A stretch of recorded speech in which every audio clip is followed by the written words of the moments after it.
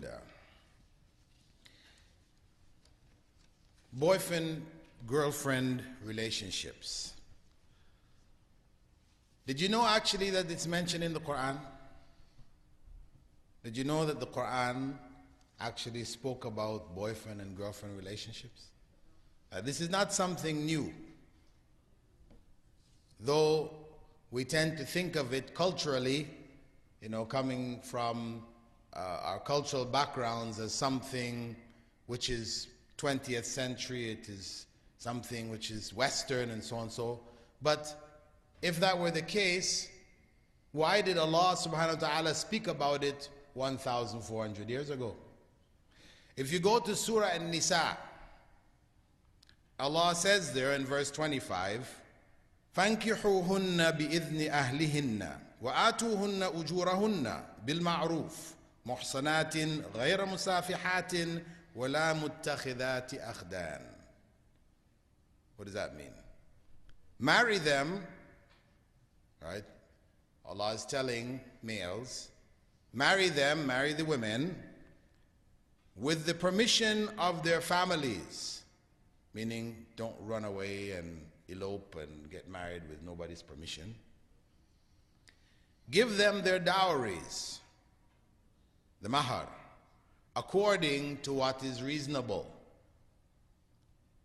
Then Allah described the women.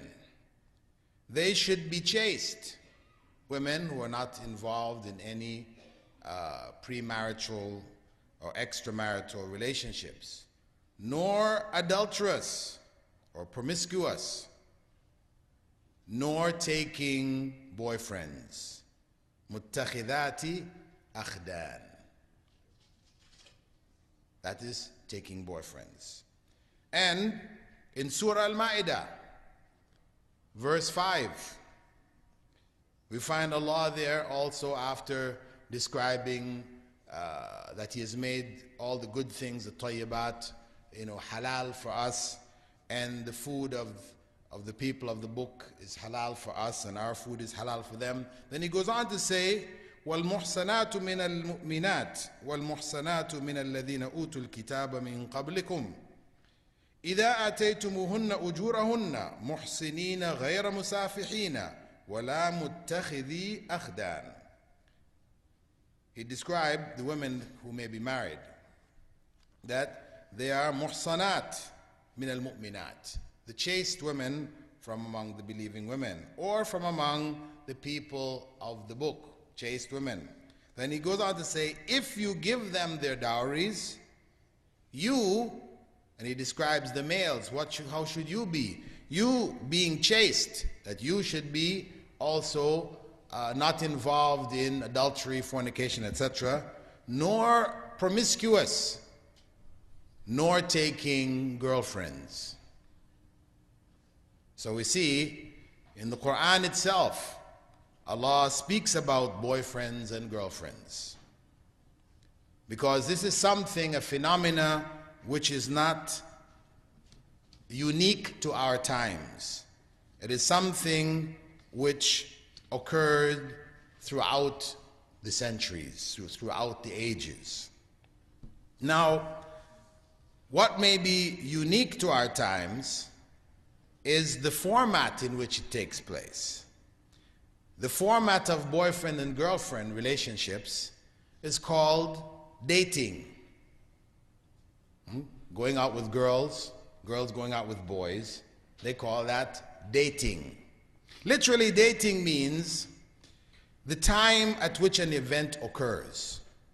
But in the context that we're talking about, it means a social engagement between two persons with a romantic character. A social engagement, a social relationship, where they come together between two persons, male and female, that's how it was normally understood, with a romantic character. I mean, there's some romance there, there's some kind of love, attraction, etc. there. Now this dating is a 20th century invention. It wasn't until the 1920s, after World War II, that this new format of courtship, Actually, courtship meaning the method by which people seek wives or seek husbands. They call this courtship, right?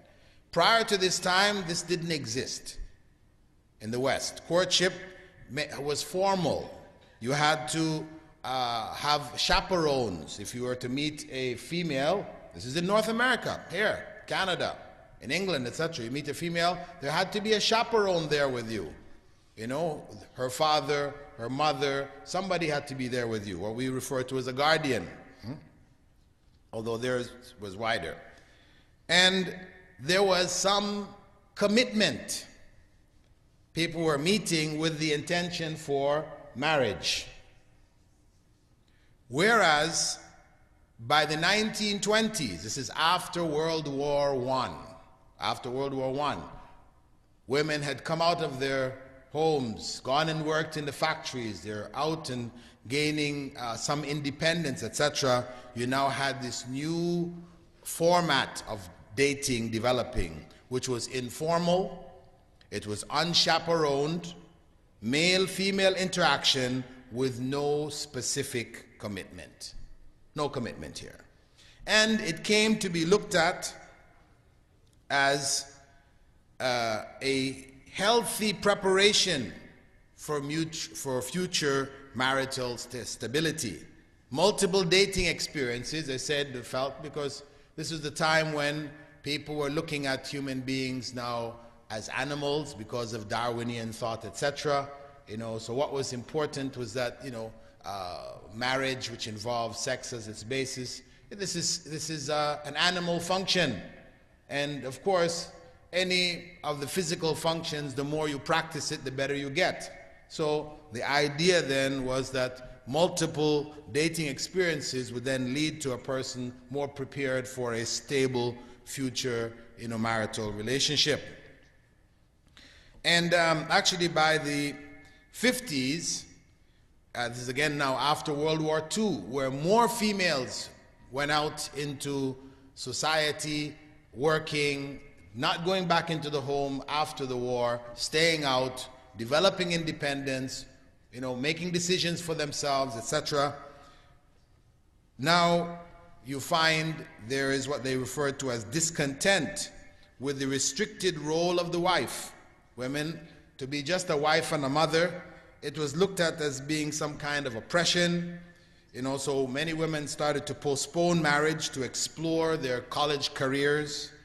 And to them, marriage and childbirth was looked at as oppression and exploitation of women. So this is a consequence of the feminist re-examination of marriage in the 50s, as well as their perspective on gender, male-female status. So this opened the door to dating on a wide scale. So the basic concept or idea behind it was that dating was a good way to know a lot of people by then. Dating was a good way to know a lot of people. So it developed what they call the shopping mentality. You know, as they say, shop till you drop, right? That was the idea. You go out and shop around. If you decide you've got a product, you don't like it, take it back. You can always take it back to the store. So the same kind of attitude, no commitment. So that is the foundation really of girlfriend-boyfriend relationships, which we refer to as dating being the format in which those relationships develop. The question now comes to us as Muslims living in this part of the world. What do we do with this practice? Because obviously we saw in the very beginning, Islam prohibits it. So how do we deal with it? Now, to look at how we deal with it, I'm going to ask you some questions. To look at how we deal with it, I'm going to ask you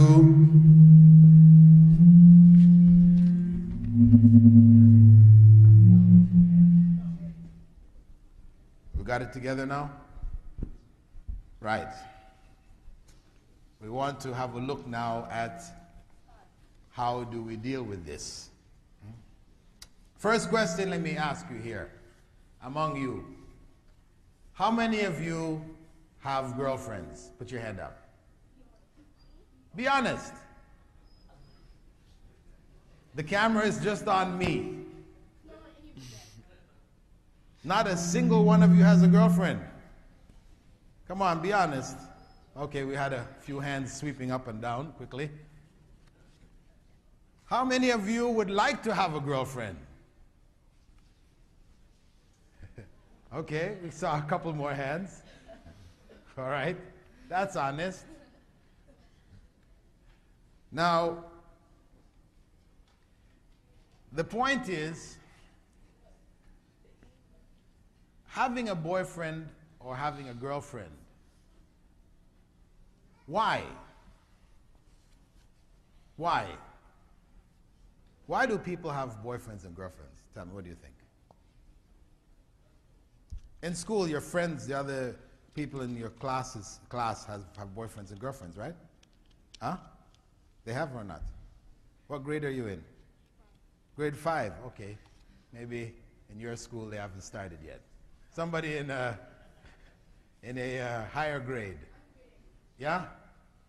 What grade are you in? I'm grade 5, and in our school, there's kids in grade 3. They have all these girlfriends. Okay, from grade 3 they have girlfriends. All right. He's in grade 5. He's observed that already. Who is in a higher grade here? Huh? What grade are you in? Huh? You're in grade 6. Okay, in grade 6, do you have some of your classmates have girlfriends? Not really. We have different kinds of schools here, I guess. Huh? Some more conservative schools and some more liberal schools. Huh? Okay, in your school, having a boyfriend? Remember, you got to talk to the sisters too, because they can see you. Mm-hmm. But how can I get from them? Let them write the question. Uh-huh. Okay, yeah, we needed to hear from the sisters also. But if they can write some responses and send it back across to us quickly as we ask the questions. Okay, you said that mostly they're doing it for social status. Mm-hmm. To be popular. You know, to be popular is to have a girlfriend, right? In your school? In my school, if you don't have a girlfriend, you're gay. If you don't have a girlfriend, you're gay. That's another label, right? In other words, it's natural. You know, if you're a real male, you should have a girlfriend, right? Okay. Anybody else? Huh?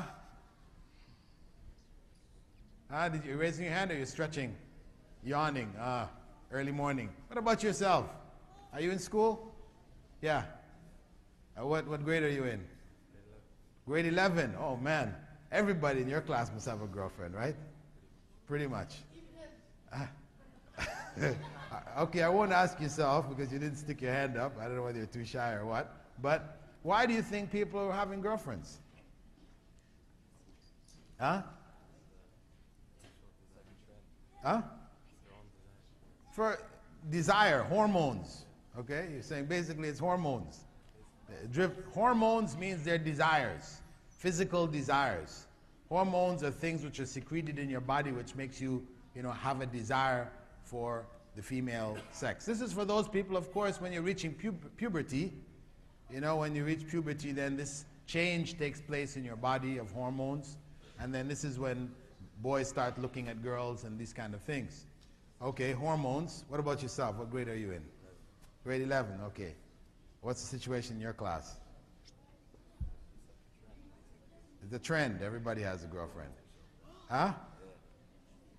What about yourself? I mean, how do you feel? You feel left out? Huh? You don't feel left out? Okay, I want to ask you, is it because you have one or? All right.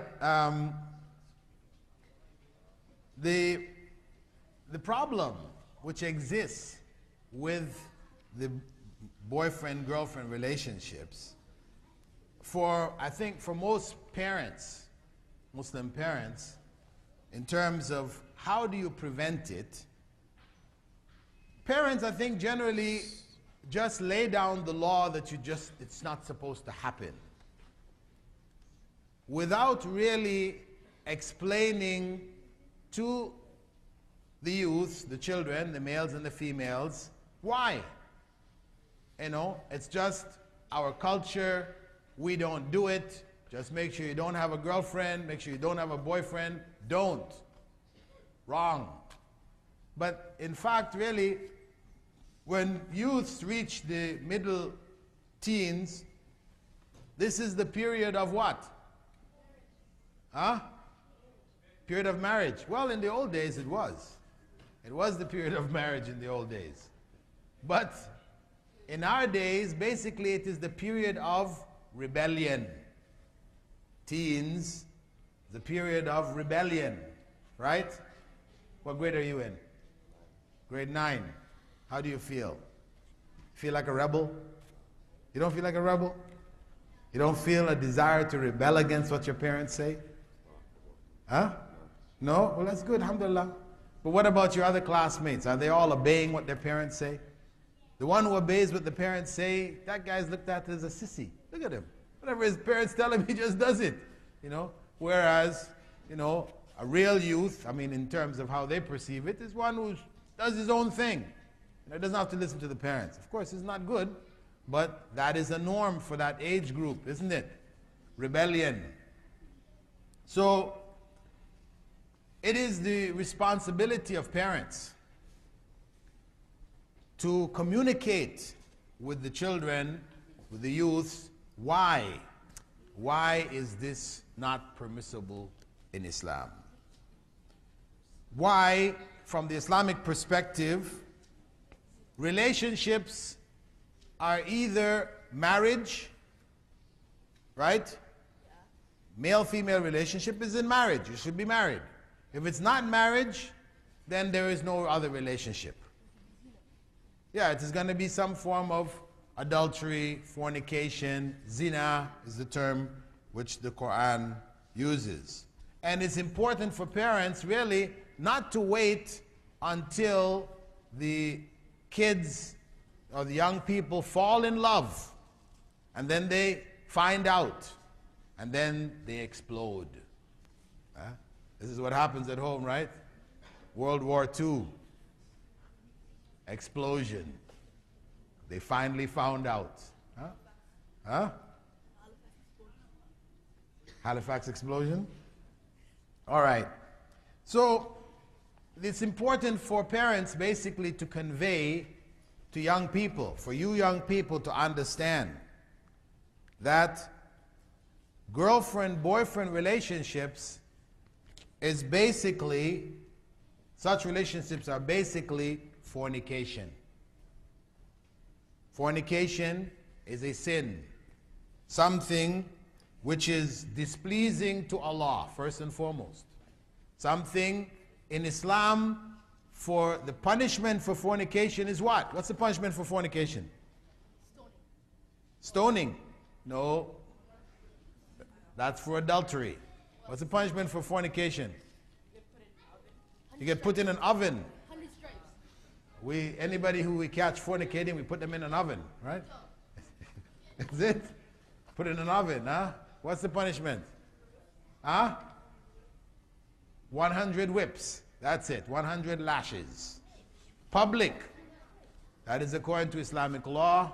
If a person is caught in fornication, male or female, they're taken publicly in front of the community and lashed 100 times. No, people don't die from it. The lashing is not, it's painful, of course. Because even if I hit you 100 times just like this, not winding up each one, if I round up each one, maybe at 100 you might die. But if I'm just lashing you like this, 100 times, same area, it's going to become painful after a while. Maybe initially it's not painful, but after a time it's going to become painful. But the idea is not so much the pain, but the shame. The shame of being, imagine, taken to the CNE, right? On the field, the whole 100,000 people watching, and they take you and lash you in front of all these people. It's the shame. Huh? So it's the shame. In Islam, when the punishment is given, it's done publicly. So it is something shameful. The person who is involved should feel shameful. But besides that, what is the consequence? What are the consequences of boyfriend, girlfriend relationships, dating, etc.? Give me one consequence. You can go to hellfire. Yeah, in the next life, Prophet Muhammad ﷺ, when he related to us that he had a dream where Allah showed him the hellfire and the people of the hellfire. Among them were some people who were naked and burning in an oven. In the dream, in the hellfire, burning in the oven. And when he asked the angel who showed him, who are these people? He said, these people who are those who committed zina in this life. Okay? So we don't put them in any oven here in this life. If we catch somebody, we don't open up the oven, throw them in and fry them up. No. That is in the next life. Punishment in the next life. And of course in hell, this is a very, very severe punishment. But in terms of the consequences in this life, what are the negative, what are the bad things that come out or can come out of boyfriend-girlfriend relationships? One bad thing. Huh? Yeah, I mean, we're saying that. Where people commit zina, where they commit, fornication, what is the consequence? What are the evil consequences in this life from it? Tell me one. If you can't think of any, then it sounds like you guys are all convinced it's a good thing. That's what it means, isn't it? If you can't think of any bad consequences, besides being put in the oven in the next life, 100 lashes in this life, if you can't think of any harm that will come to you or to people around you from it, then it means you must think it's a good thing. Is that what you think? You don't think it's not a good thing? Okay, so what's the consequence? What will happen? Get slapped by your mom. You get slapped by your mom. Well, so that's back to lashes again, right? That's back to lashes. I'm talking about real consequences. That's going to hurt you and really hurt for a long time. The slash, your mom slaps you and it goes away, finished, No, yeah, I'm asking the kids actually. Okay. Let them say it. I want them to get there. Huh? You what? Never see the day of light. Never what? Never see the day of light. Never see the day of light. What does that mean? Never see the light. Yeah, because they'll be in prison, In prison? Yeah. No, you don't stay in prison. You're 100 lashes publicly and then after that what? Pardon? Your mom and dad won't like you? Well, okay, they may not like you for a while, but then after a while they may like you again. What? Bad? A bad record. Oh. Okay, we need some older guys to put something in here now. Huh? STDs. What are STDs? Sexually transmitted diseases. AIDS, herpes, gonorrhea, syphilis, all these nasty diseases, okay? And listen a minute here. There is one, herpes, people don't talk about herpes anymore. Everybody's talking about AIDS. But really herpes, way back, I remember in the late 70s, that, in the 1970s, before most of you guys were born, in the late 70s, it was announced by the Surgeon General in America that herpes had reached epidemic proportions. epidemic. It was already on the level of an epidemic in the late 70s. In the 90s, they said 1 in every 4 Americans has herpes. 1 in every 4. It's a STD. What happens to you? Well, you get bumps and sores and feel nasty and, hot flashes. And your life becomes very uncomfortable. It doesn't kill you, but it makes life very uncomfortable. Like something like gonorrhea and syphilis, these things. It's similar. But 1 in every 4 Americans, 1 in every 5 Brits. I don't know what it is, the statistics here in Canada, but I'm sure it's probably close to the American statistics because we are the 52nd state, aren't we? Like it or not. Following what trends are in America, right? So, sexually transmitted diseases. Okay, so these are nasty things that come upon us and come upon our families. Also, give me another consequence. It leads Huh? to depression because love defined in this society is deception. It can lead to depression. Okay, boyfriend-girlfriend relationships, which are not permanent, it's not about marriage, usually end up breaking up, and when they break up, then people become depressed. And this is what leads, oftentimes, Columbine massacre.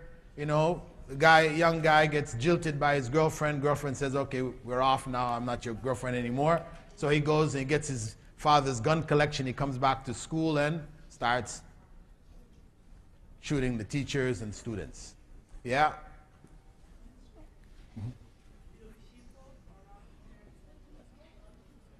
Shameful. Well, yes, it's shame on the family.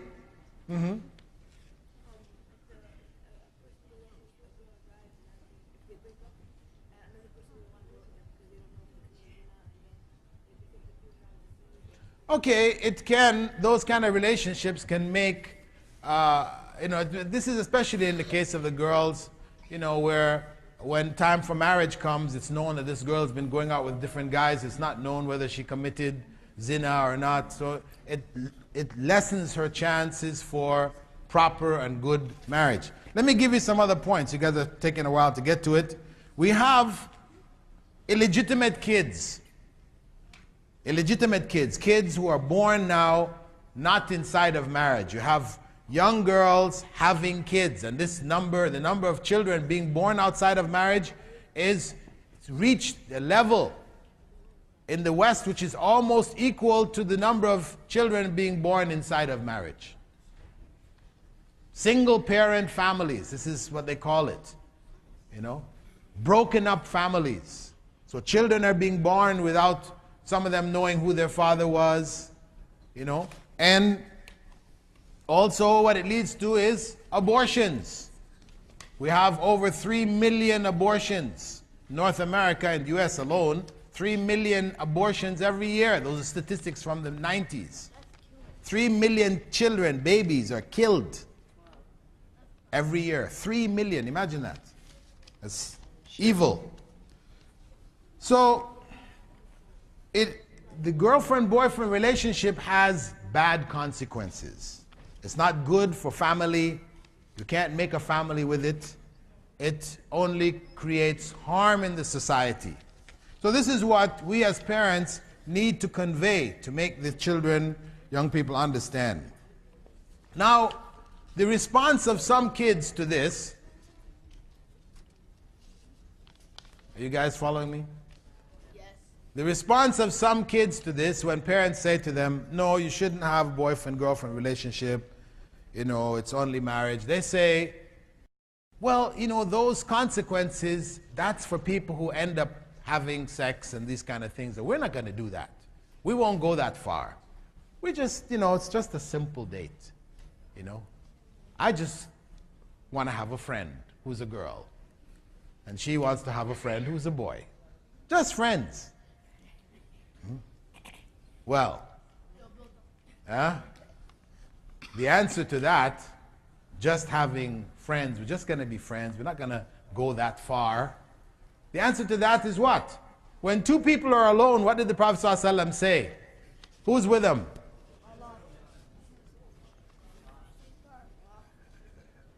When two people, when a man and woman who could get married, okay, a young man and a young woman, a girl and a boy, when they are not brother and sister, but when they are girlfriend and boyfriend, when they're alone, who's the third that's with them? Shaitan. Prophet ﷺ said the third with them is Satan. What does that mean? What does that mean? Yeah, Satan's the devil, but I mean, what does it mean that the devil is with them? What does that mean? Huh?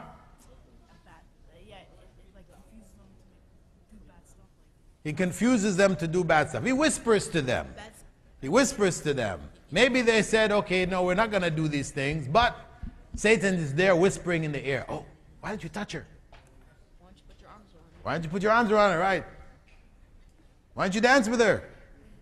Then next thing you know, you're aware you said you weren't going to be. Right? That's the point.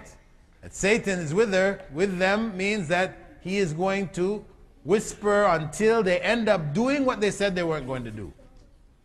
So this is why in Islam we say no, male and female should not be alone together, because the consequence is going to be zina. لا هم بدأوا متأخرين.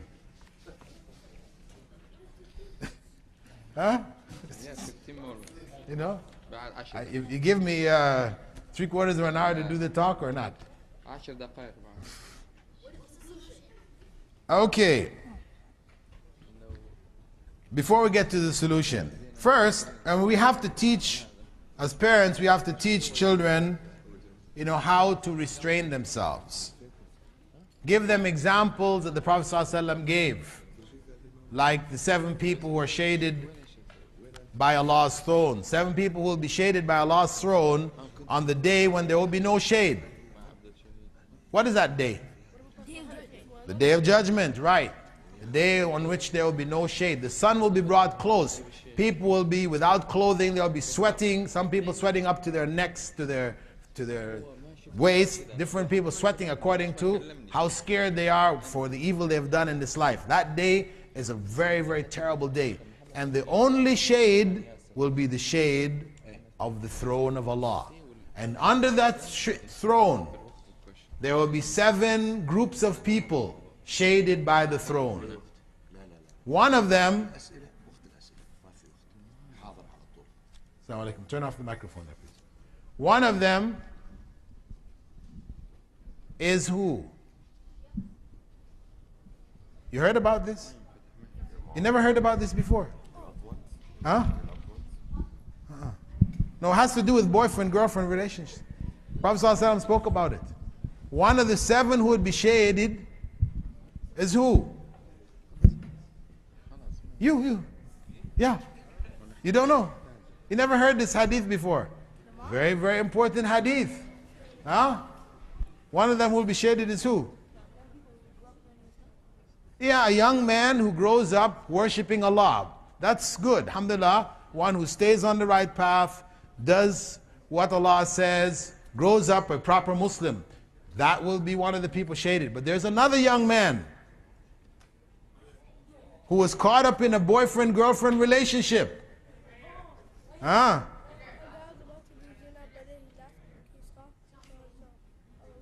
Yes. The young man who is about to commit zina. He's about to have relations, sexual relation with his girlfriend, who was beautiful and from a good family. She has money, position. And then he stops himself and said, I fear Allah. That person, even though what he was doing, the fact that he got there, he was in sin. It's haram. But the fact that he stopped himself, Allah rewards him so much that he puts him under the shade of the throne on the day when there's no shade, except that shade. That's pretty good, isn't it? Wouldn't you say so? Also, for parents, it is important to train children from an early age not to mix freely with the opposite sex. To train them from an early age not to mix freely with the opposite sex. Because if they're doing it from an early age, and then when they reach puberty you say no, it becomes difficult. They've become used to playing, entertaining themselves. Male-female relationships are already developing. So we have to introduce an awareness from an early age. Also, it means encouraging them not to look at the opposite sex. Not to, of course, you have to walk in the streets. It doesn't mean you'll never see anybody from the opposite sex, but not to stare. You know what stare means, right? Not to stare. Because looking, well, you're going to see. But when you see, you can either continue to see and stare, or you can look away. So we have to teach them that, both males and females. And for females especially, we have to teach them that when they communicate, when they talk with males, they have to talk in a business-like way. Talking in a business-like way. What does that mean? It means that, can males and females give salams to each other? Okay, those who say that males cannot give salams to females, put your hands up.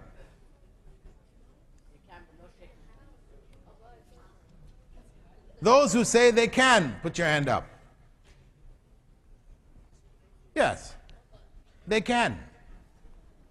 Males can give salams to females, and females can give salams back to males. Islam does not say no. It didn't prohibit it. Prophet ﷺ gave salams to female sahabiyat, they gave salams to males. It was not something which was prohibited. Islam does not prohibit the giving of salams. In fact, it encourages, the giving of salams all around. However, how you give salams is now the issue.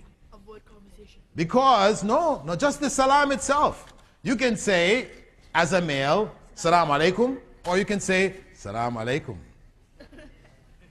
Right? And as a female, you can answer, wa alaikum salam, or you can answer, wa alaikum salam. Right?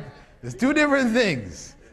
Right? So, the young girls and the boys should be taught that when they communicate with females, that they should do so in a business-like fashion. When you go into the shop, you're buying something from the storekeeper.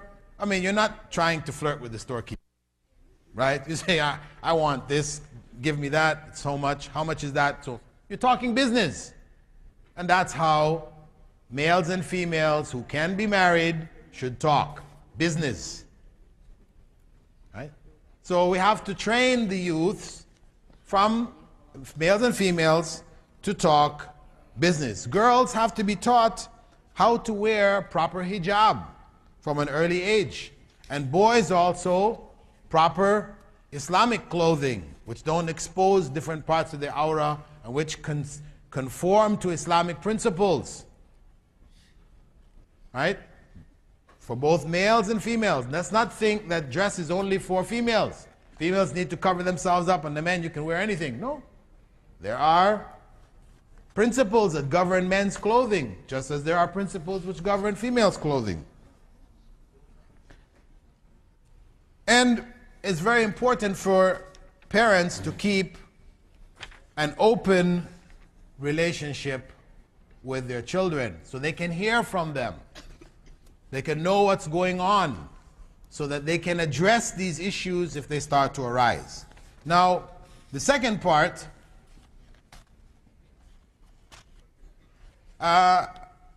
concerns how do we deal as parents with such a relationship when you find out that your children are involved. Do you explode? You lock the girl in the room, take her out of school, And some people go to the extent of what? Honor killing. You know what honor killing is?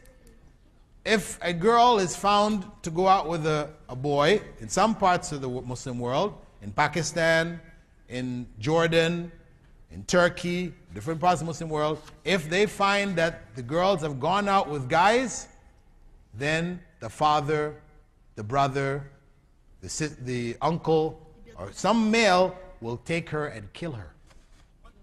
Kill her. They call it honor killing. Unfortunately, it's not from Islam. It's culture. People do it. Many women are killed every year on this same principle they call honor killing. In Germany, just last week, a couple of girls were killed there by their brothers, fathers, because they dishonored the family. So what is our reaction when we find out that our children are involved in some relationship like this? We don't explode. So if we don't explode, then what do we have to do? We have to deal with the situation realistically. Explosion only produces rebellion. If we explode, we scream, whatever, then the kid's going to try to figure out how to run away. Pack their bags when you're sleeping at night and, get out the door and they're gone in the wind. So rather than create a situation of rebellion, it is important to build bridges between yourself and the young people. Meaning that the reason why they're in that situation is because there is no bridge. There was a gap, communication gap. You had no idea what was going on. So parents have to look at this when they find this kind of situation. They have to look at themselves as being at fault here. It's not all on the young people. Some of it falls back on the parents. So they have to address what has taken place, what has broken down in the Muslim family which has created this situation. We can't blame it all on the media and the environment and everything. We have to also look within our own situation. Why? Why did it take place? We have to find out why it took place in order to try to deal with the issues.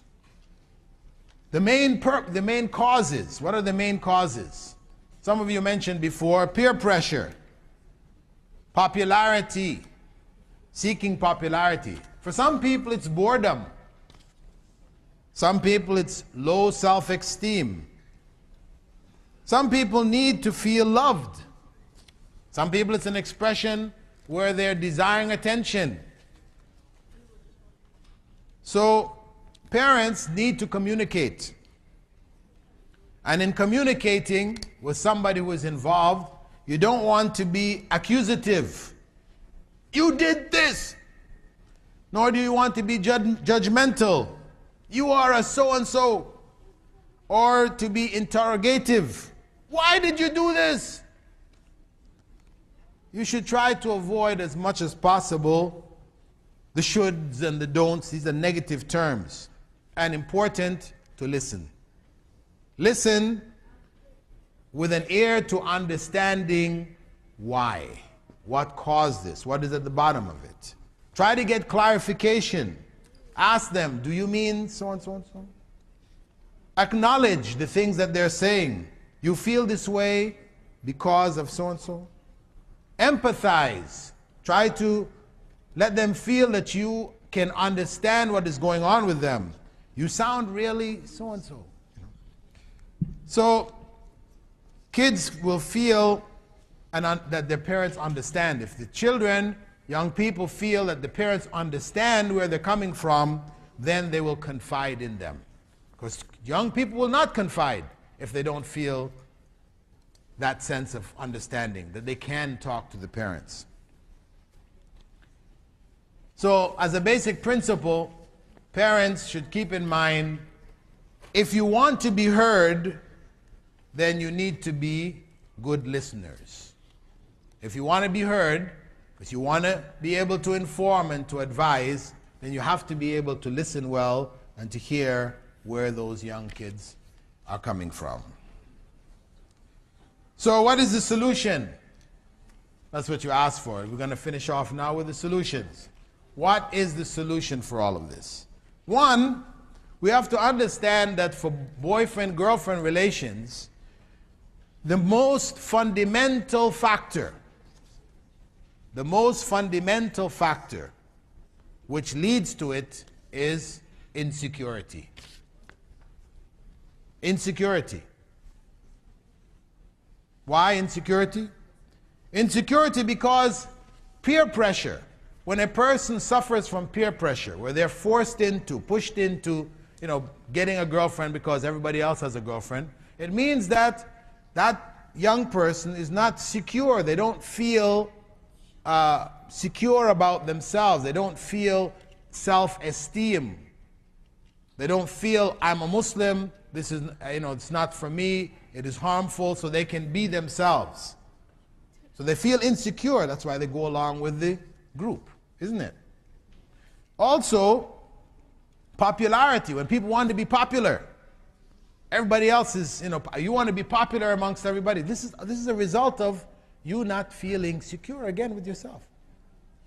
If being popular means doing haram, what is the use of that popularity? Means you really don't have confidence, self-confidence. If being popular is going to cause you to go and do haram. Also boredom. Boredom. You don't feel comfortable in your circumstances.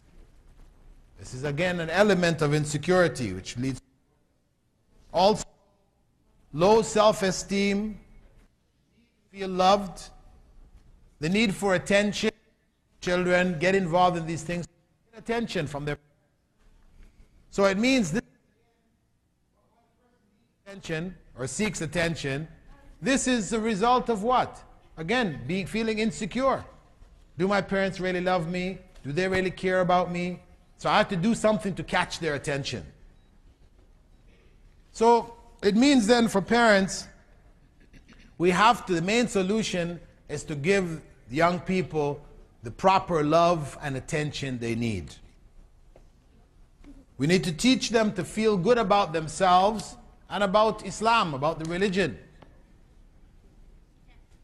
So they don't feel shy, they don't feel embarrassed, they don't feel a need to want to be like everybody else. And to build self-esteem in dealing with our young people, we have to acknowledge the good things that they do. And sometimes we are overcritical. We criticize everything and we can't speak about any good.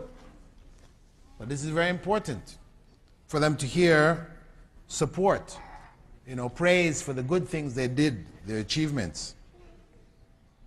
And also, we have to assign them challenging tasks in life that they can get involved, be productive, that they feel like they're involved in something, they can feel some kind of success in doing things successfully and properly, to keep them away from boredom. And also encourage them to make new friends instead of that peer group that was messing them up, to find new friends. What do you think about that? Huh? What do you think about that? You're having your own private little discussion here. Huh? What did you guys think? Hmm? What are you guys talking about? Huh? Huh? Nothing. You're not talking about anything? No. That's crazy people who don't talk about anything. They just keep talking and they're not talking about anything. That's crazy people. You guys crazy? No. All right, so what are you talking about? Nothing relevant to this. Nothing relevant to this. Well. Isn't this an important topic for you? Yes. Huh? Yes, it is. Well, then we should try to keep relevant. You have something to share, then share with us. Okay. All right? You don't come. Okay. Anyway. Yeah, wait. So, as we said, among those final solutions, we try to encourage them to make new friends. And for those young people who the major force driving them into this situation is the hormones For those who have that problem, if it's a hormonal problem, then what's the solution? Parents, what's the solution? We have young kids that have hormonal drives that's making them go towards male-female relationships. What is the solution for that? Huh? Marriage. That is it. Early marriage. That is the solution. Your parents will help you. How are you going to find a girl? Your parents will help you. My son Yusuf, he got married when he was 16. What the? His wife was 18. Yeah. Yeah. You know, because he said, I told my kids, anytime you guys feel that you need to get married, then let me know. You know, we'll try and find you a husband or try and find you a wife, because kids shouldn't feel that, you know, there's no other option but boyfriend and girlfriend. No. And of course, that kind of marriage is, you can have marriage where you have what they call the nikah, the actual marriage contract is done, but consummation, walima is done later on. You know, the girl can still remain with the father, the young man can still remain with his parents, and when they reach the point, they graduate, they're in a position to look after a family, then they come and live together. This is an important solution which we need to realistically look at for this, especially for this type of environment. You know? So we need to try to keep the lines of communication open in general, and then we have to take practical solutions for problems which will not be solved by any other means other than early marriage. And this is what the Prophet ﷺ encouraged us, saying, Ya ma'ashar al-shabab man istata'a minkum al-ba'a falyatazawwaj. Oh young people, any of you that is able should get married. What's your question? Here's an example of what? Why? Why are you snitching on him? He wants to talk about it? No, you don't need to point fingers. If people want to share it, let them share it. If they don't want to share it, you know. But inshallah, if you want to discuss it privately later, we can sit and talk, inshallah. Oh, it's a false accusation. All right. Okay. Anyway, barakallahu fikum.